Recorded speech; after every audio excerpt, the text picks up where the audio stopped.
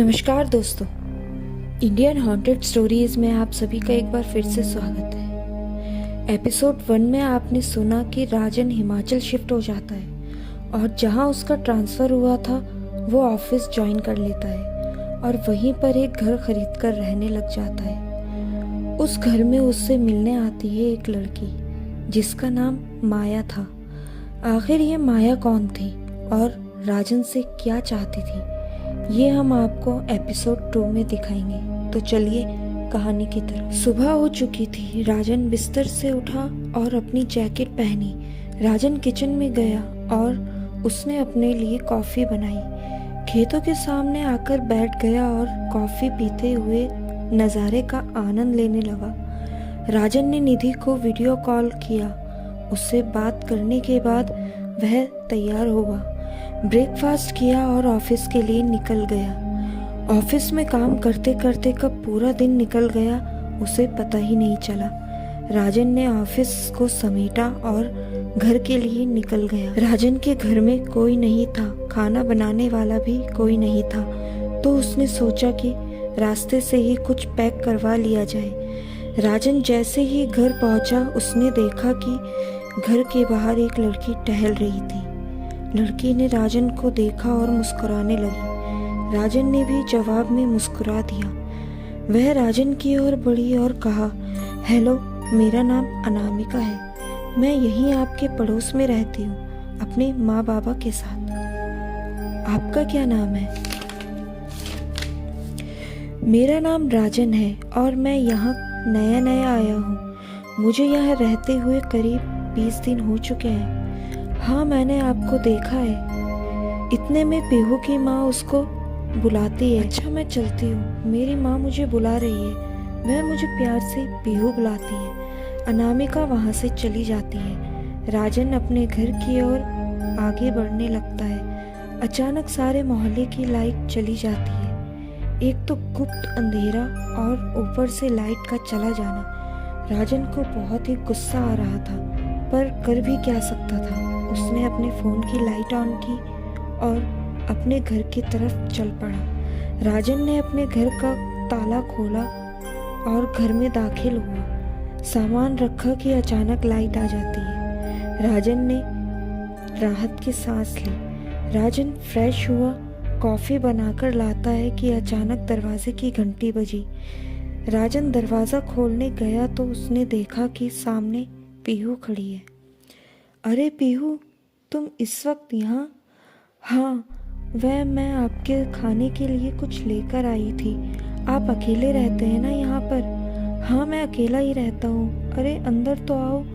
पीहू राजन के घर में दाखिल हो गई। घर को पीहू बड़े गौर से देखने लगी। पीहू की उम्र करीब 17-18 साल की है। राजन ने पीहू से पूछा कि कॉफ़ी लोगी आप? पीती हो तुम कॉफ़ी?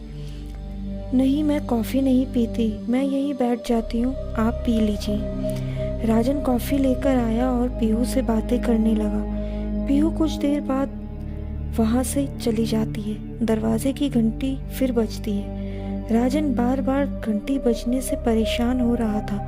राजन फिर दरवाज़ा खोलने गया तो उसने देखा कि बाहर माया खड़ी है। अरे मिसेज माया, आप इस वक्त? क्या मैं अंदर आ सकती हूँ?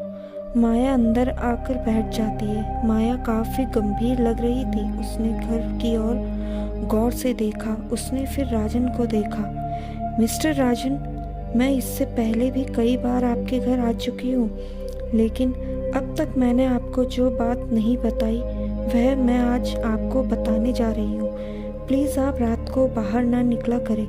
मैंने आपको कई बार खिड़की से बाहर जाते हुए देखा है।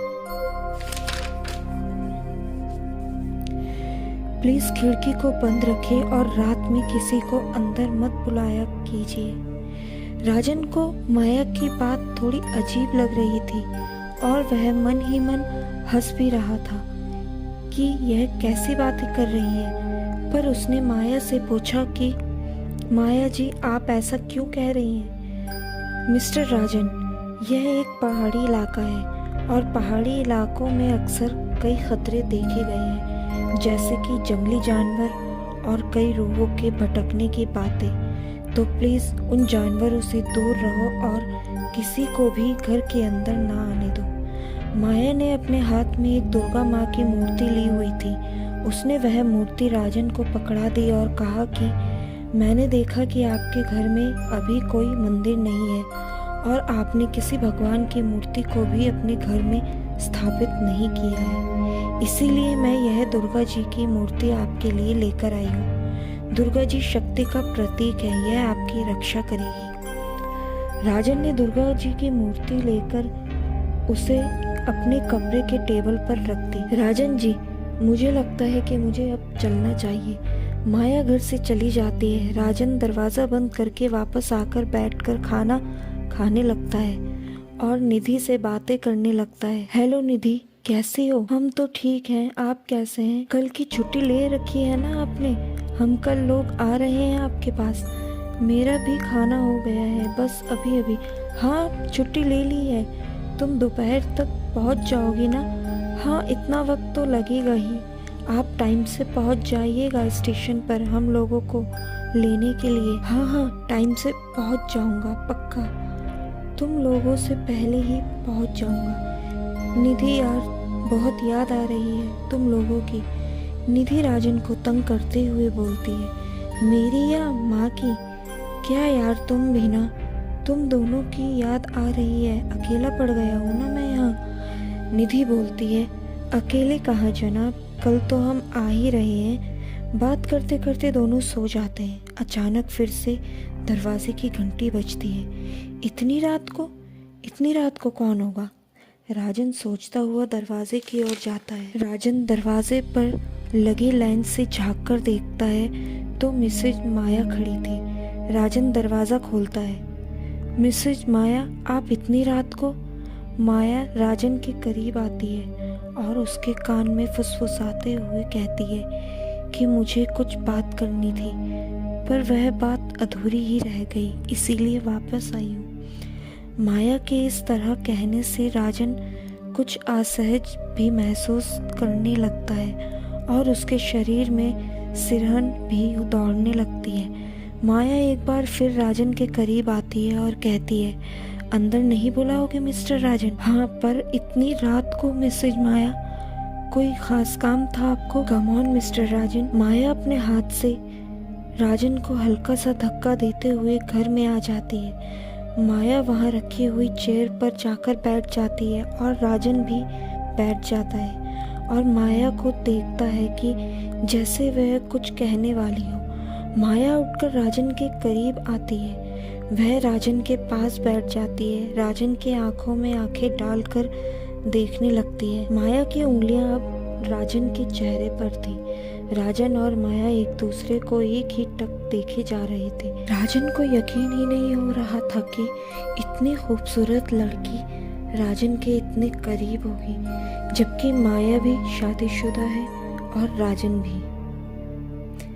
राजन के माथे पर पसीना आ चुका था। माथे का पसीना टपक कर आंखों के पास से गुजरता हुआ गालों पर होते हुए गर्दन पर जा पहुंचा था और अचानक उसने देखा कि माया उसके और करीब आ रही है। माया उसकी गर्दन की ओर जा रही थी और वहां उसने अपने अधर रख दिए। राजन की आंखें बंद हो गई। वह माया को महसूस कर रहा था, माया के सांसों की गर्मी को महसूस कर रहा था। दरवाजे की फिर घंटी बजती है। झट से राजन ने अपनी आंखें खोली। उसने माया को एक तरफ किया और दरवाज़ा खोलने के लिए उठा। राजन ने देखा कि सब कुछ सही है। राजन ने जैसे ही दरवाज़ा खोला, राजन ने अपनी आंखें मसली और एक बार फिर से देखा। राजन के चेहरे का रंग उड़ गया, उसका चेहरा पीला पड़ गया, आंखें बड़ी बड़ी थी। राजन को ऐसा लग रहा था जैसे कि उसके पैरों तले जमीन खिसक गई। अचानक राजन को ख्याल आया। उसने अंदर की तरफ देखा। राजन के चेहरे का रंग अब भी उड़ा हुआ था। आखिर दरवाजे पर कौन था? किसको देखकर राजन के होश उड़ गए और उसका चेहरा पीला पड़ गया? जानने के लिए देखिए हमारा अगला तीसरा एपिसोड। धन्यवाद।